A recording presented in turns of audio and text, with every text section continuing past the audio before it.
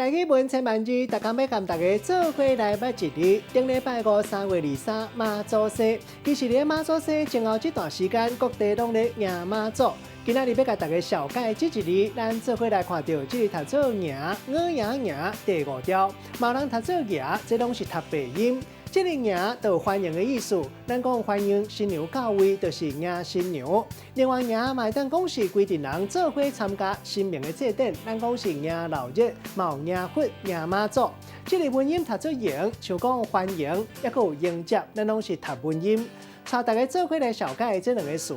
头一个读做迎老日，也就是规定人跟新尊来游街，可能就是神明的生日，或者是庙会庆祝活动，一般拢是人客人闹热气气。第二个词读做迎新起句，代表讲介意新的放射句的，一般拢是形容爱情对爱人啊孝心。咱用一句话来举例，甲这两个词夹做伙。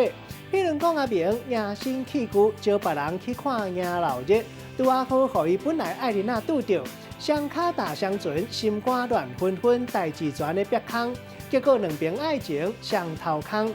今仔日小解这一日读做迎，毛人读做迎，这拢是白音，文音读做迎，提供给观众朋友来参考。